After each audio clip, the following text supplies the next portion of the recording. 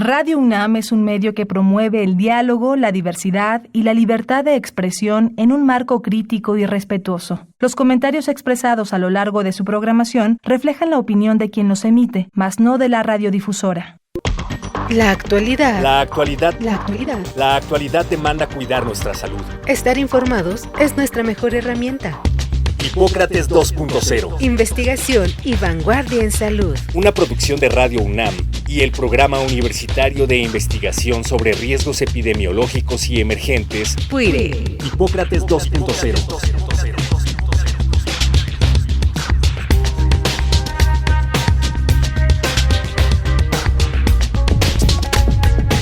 Hola, ¿qué tal? Bienvenidos a Hipócrates 2.0. Yo soy Mauricio Rodríguez. Como cada semana les doy la más cordial bienvenida. Qué bueno que nos están acompañando aquí en Radio UNAM. Hoy vamos a tener un programa en el que vamos a platicar sobre la perspectiva de género en las ciencias de la salud. Invitamos a la doctora Mónica Quijano Velasco, que es egresada de la Facultad de Filosofía y Letras de la UNAM en Lengua y Literatura Hispánicas y doctora en Letras Francesas. Tiene varias publicaciones y un trabajo importante sobre crítica literaria y cultura en América Latina, y también es investigadora, profesora en la Facultad de Filosofía y Letras, y actualmente precisamente es directora de Educación para la Igualdad de la Coordinación para la Igualdad de Género de la UNAM. Así que vamos a platicar con ella sobre este tema, pues que es sumamente importante, y ya verán por qué. Pero primero que nada, pues Mónica, muchísimas gracias por aceptar la invitación a Hipócrates 2.0. Bienvenida. Mauricio, muy buenas tardes.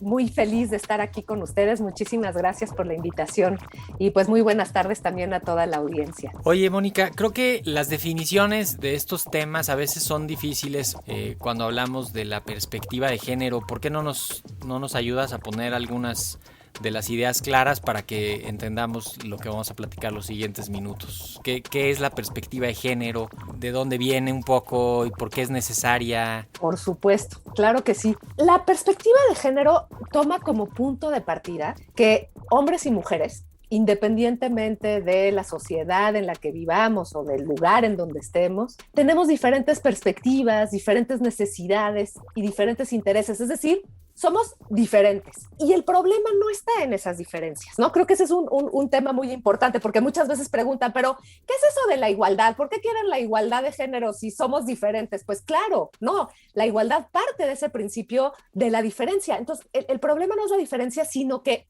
en términos generales, estas diferencias que han sido reforzadas por factores también como la clase social, como la etnia, como la cultura, como las tradiciones, las épocas, han hecho que las mujeres y las niñas estén en una situación de desigualdad con respecto de los hombres, pero no, o sea, no, ahí empezamos a ver la diferencia entre qué es desigualdad y qué es diferencia, ¿no?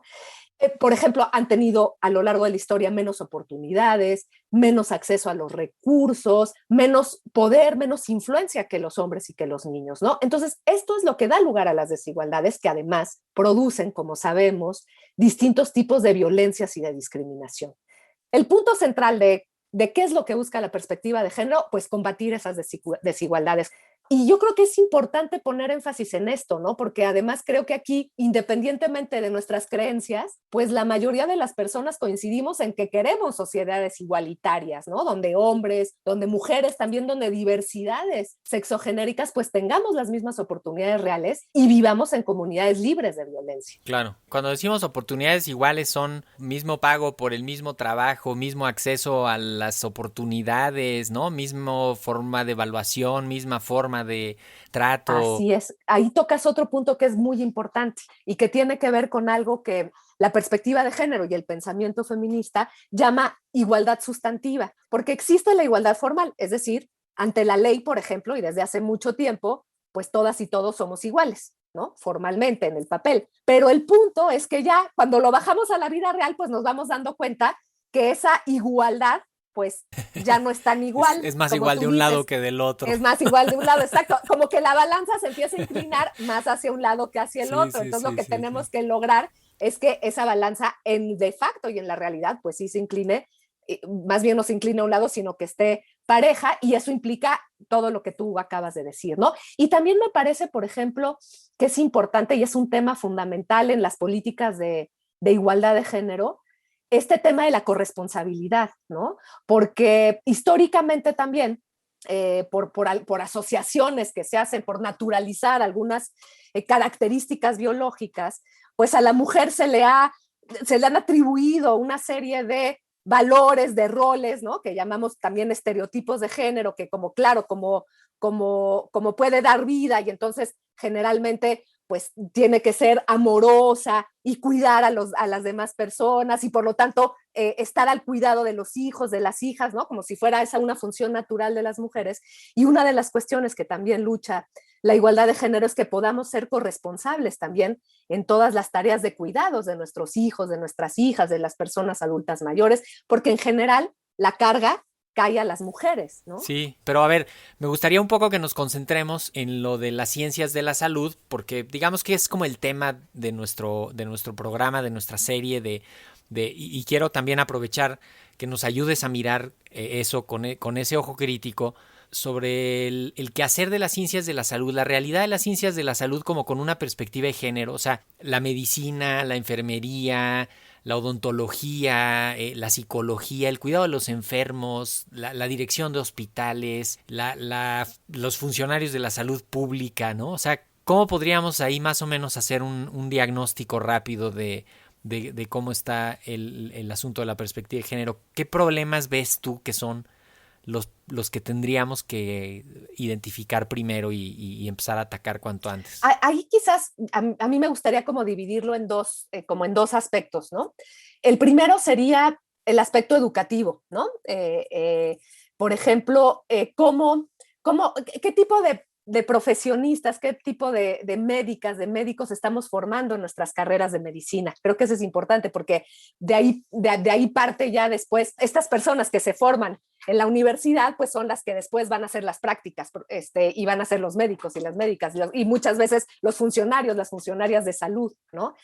Y ahí quizás habría que señalar una cuestión que las ciencias de la salud comparten en general con el conocimiento, que es que durante muchísimo tiempo este conocimiento se construyó siempre sobre una perspectiva androcéntrica, ¿no? ¿Y qué quiere decir esto? Pues nada, que los saberes, que el conocimiento se han construido a lo largo del tiempo desde una perspectiva masculina. Sí, por los hombres. Entonces, claro, eso ha implicado que lo masculino y el hombre, pues ha sido tomado como la medida de todas las cosas, ¿no? Como esta representación global de la humanidad, y pues esto ha invisibilizado las realidades, las experiencias y las aportaciones de las mujeres también al campo del conocimiento. Y ahí, pues como en todo, como en la filosofía, como en la literatura, como en las ciencias básicas, pues las ciencias médicas no se quedan atrás. O sea, eso a lo largo del tiempo, pues ha sido así. Afortunadamente ya desde hace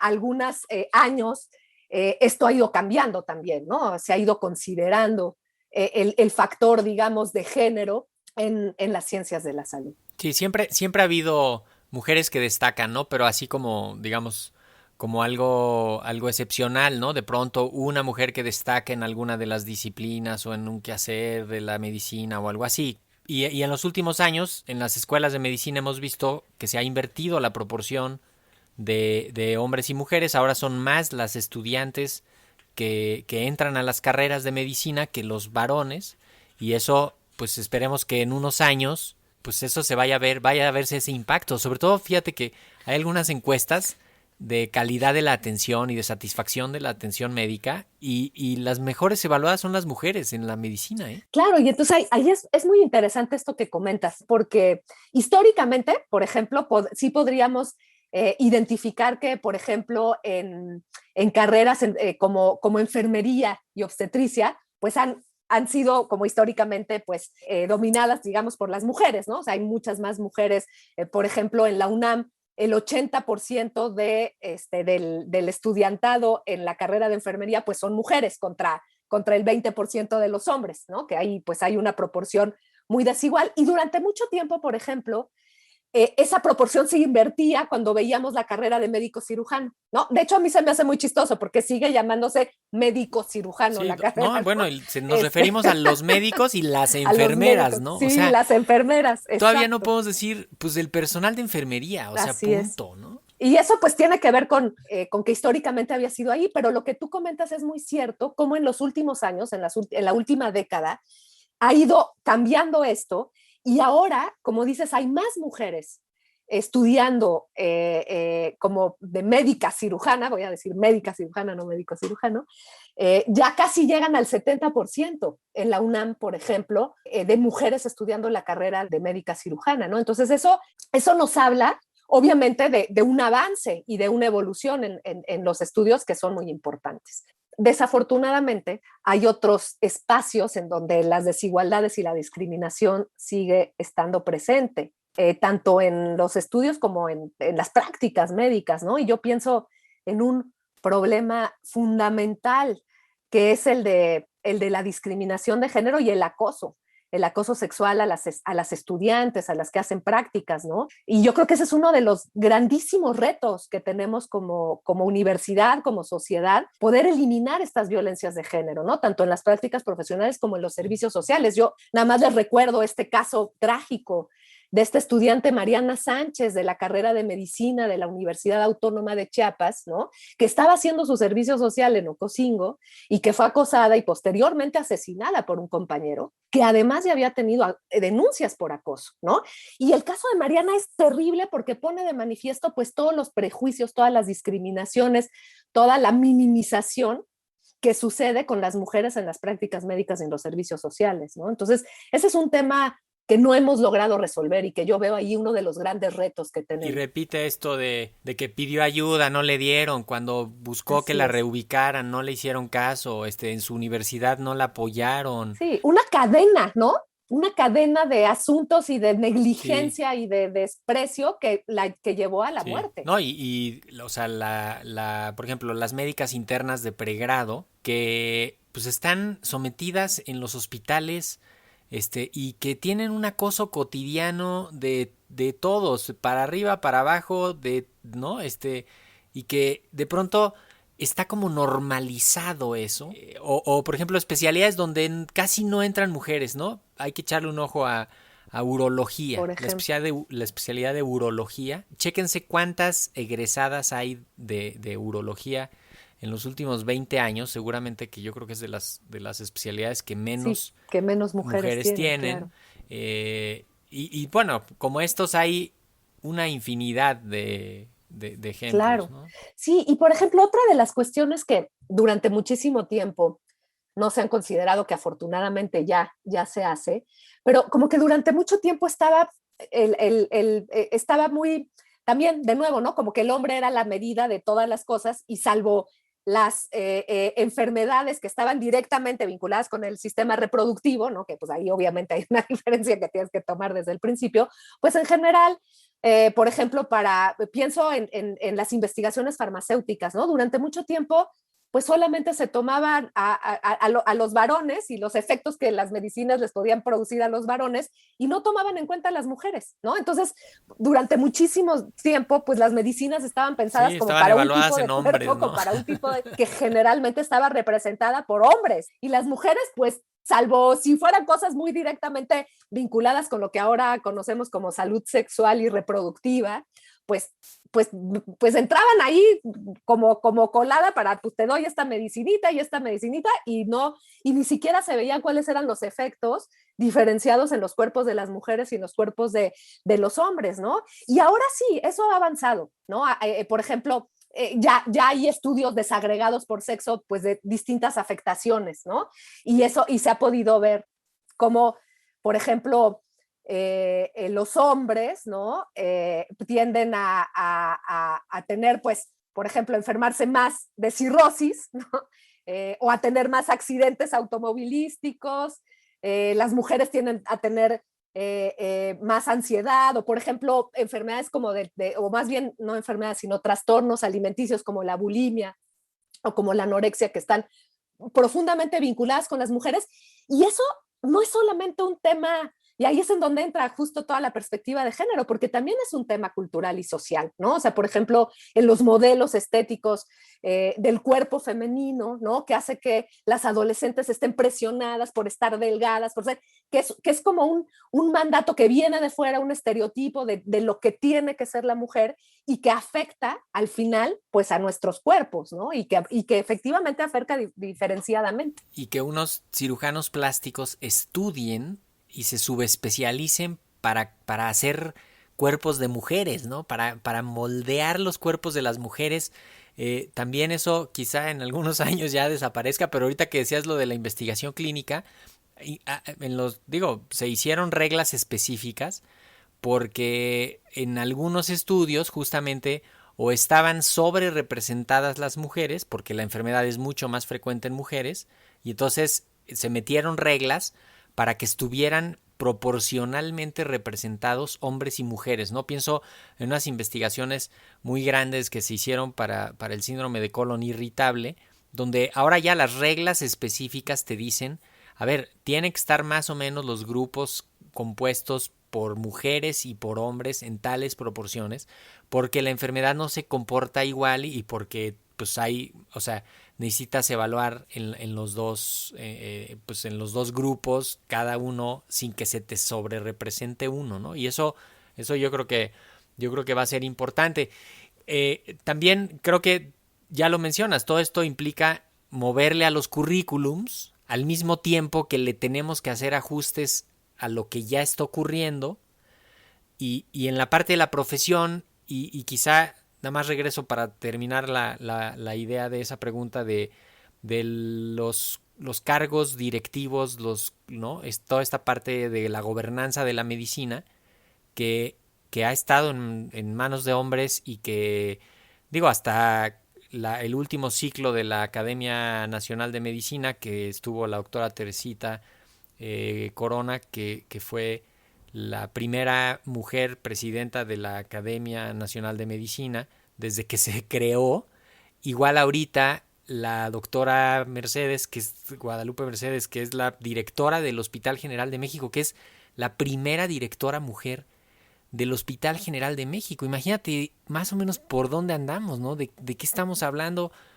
Ya no digas la doctora Mercedes Juan, que fue secretaria de salud, pero para allá no te creas que muchas secretarias de salud, ¿no? Sí, desafortunadamente, como tú dices, se cuentan con los dedos de una mano, además, ¿no? O sea, es terrible. Ese es uno de los temas importantes de la perspectiva de género.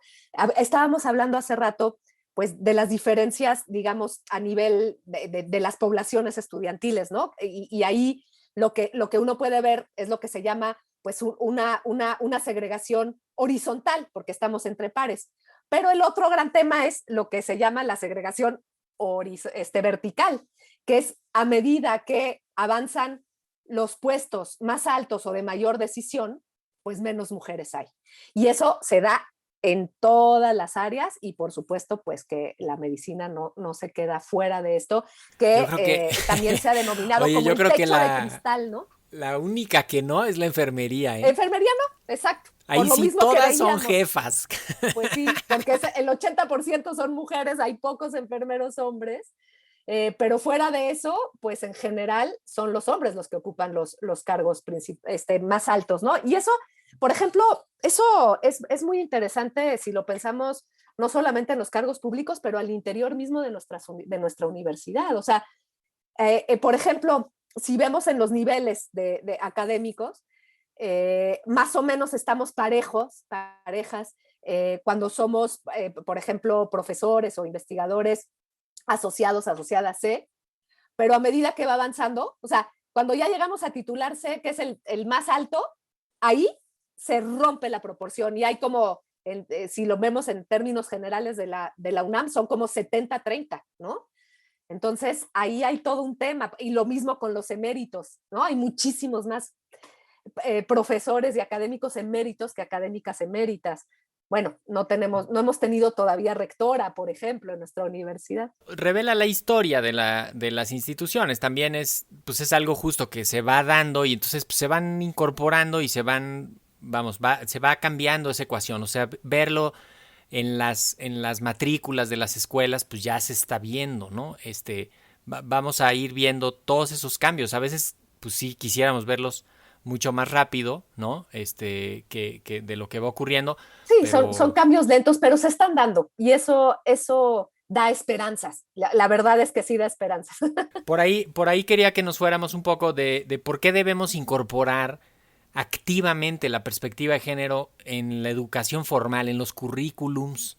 ¿Cómo le hacen? Porque es parte de lo que justamente tú haces, ¿no? O sea, tú diriges un área que es justamente la Dirección de Educación para la Igualdad. Así es.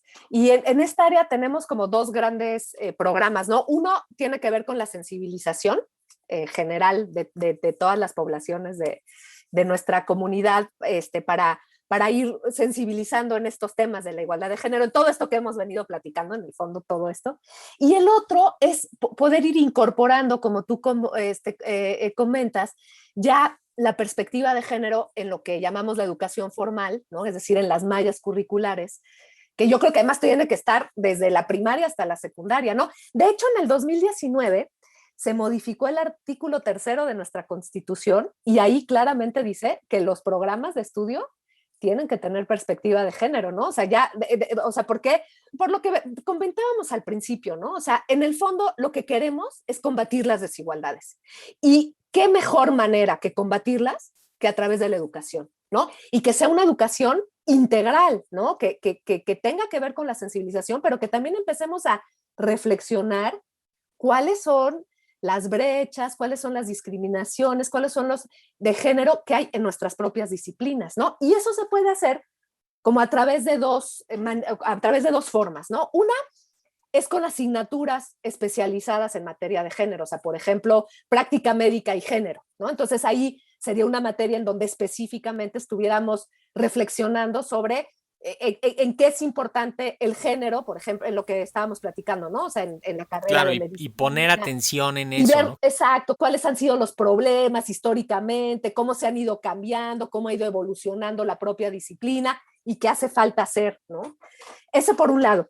Pero otra, ¿no? Que yo creo que ese es el ideal al que quisiéramos llegar, es que se pueda incorporar también a través de lo que llamamos la transversalización de la perspectiva de género en la malla curricular. ¿Esto qué implica? Pues ya trabajar en reconocer que estas desigualdades históricas de las que hemos estado hablando, ¿no? Que han existido entre hombres y mujeres, y por supuesto también la promoción de la igualdad, pues se trabaje a lo largo de todo el currículo, ¿no? Como un eje transversal, es decir, como un eje que atraviese a todas las asignaturas, o por lo menos a la mayor parte de estas, ¿no? Entonces, eso implicaría que trabajáramos el género en todas las materias, incluso en aquellas en las que aparentemente no tienen que ver con el género, ¿no? Y bueno, en la UNAM sí lo estamos trabajando, ¿no? Hay algunas escuelas y facultades que ya están incorporando materias de género, por ejemplo, la Facultad de Filosofía y Letras, por ejemplo, la Facultad de Arquitectura. Hay otras como la Escuela Nacional de Trabajo Social, que ya modificó su plan de estudio para tratar de hacerla de manera transversal. Y lo ideal es que poco a poco, cuando a cada facultad le toque ir modificando, actualizando sus planes de estudio, que ya en los nuevos planes de estudio pues se incorpore esta perspectiva, ¿no? Ya la tengamos en cuenta y la plasmemos en nuestro currículum. Y ahí viene otro tema que creo que es bien importante, que a la par de eso sí tenemos que sensibilizar a nuestros profesores y a nuestras profesoras, porque de nada sirve que tengamos unos programas muy bonitos con mucha perspectiva de género, pero a la mera hora cuando llegamos a las clases pues no lo hacemos, volvemos a hacer un trato diferenciado entre las estudiantes y los estudiantes, o sea, reproducimos, porque pues desafortunadamente en la educación también se reproducen estos sesgos y estas desigualdades, entonces también tiene que ser un trabajo desde la práctica docente de una transformación de cómo como docentes, cómo nos vamos a relacionar también con nuestros estudiantes, ¿no? Buenísimo. Doctora Mónica Quijano Velasco, ¿con qué idea te quieres ir despidiendo, Mónica? Sí, pues que tenemos un gran desafío por formar profesionistas que puedan justamente desarrollar estrategias para identificar, para comprender, para afrontar estas desigualdades, por ejemplo, en la salud, que están relacionadas con el género, ¿no? Además de con otros factores, por supuesto. Y creo que es muy importante que las y los estudiantes puedan desarrollar estas habilidades también de comunicación efectiva, con herramientas que les puedan permitir, con toda la diversidad también de personas a las que se enfrentan, ¿no? Y que tampoco las tratan discriminatoriamente. Creo que eso también es muy importante, porque hay un punto central que en el fondo creo que está en la base de todo lo que estamos haciendo en la universidad en materia de educación, y es qué tipo de profesionistas queremos formar, ¿no? Yo creo que queremos formar profesionistas que, por supuesto, dominen el conocimiento de su disciplina, es muy importante, pero que también tengan una postura ética ante la vida. Y creo que esa también es una función fundamental de la labor universitaria. Y que necesariamente pasa por la perspectiva de género. Por supuesto. No puedes tener un quehacer ético y un ejercicio correcto, moral y éticamente, si no pasa por la perspectiva de género. Si no pasa por ahí, algo va a estar desequilibrado y perpetuando esto que llevamos diciendo, ¿no? Sí, si no, pues hay injusticias, hay desigualdad, hay discriminación y hay violencia. Pues, doctora Mónica Quijano Velasco, directora de Educación para la Igualdad en la Coordinación para la Igualdad de Género de la UNAM, pues muchísimas gracias por haber atendido nuestra invitación, por haber aceptado y participado aquí en Hipócrates 2.0. Mónica, muchísimas gracias. Muchísimas gracias, Mauricio, por la invitación. Encantada de compartir este espacio, y a toda la audiencia, que estén muy bien. Cuídense mucho. Pues esto fue todo por hoy. Yo soy Mauricio Rodríguez, me despido de ustedes. Espero que la próxima semana nos acompañen otra vez aquí en Hipócrates 2.0 y por lo pronto sigan en sintonía de Radio UNAM. Muchísimas gracias. Agradecemos al doctor Samuel Ponce de León, coordinador del Programa Universitario de Investigación en Salud y coordinador académico de esta serie.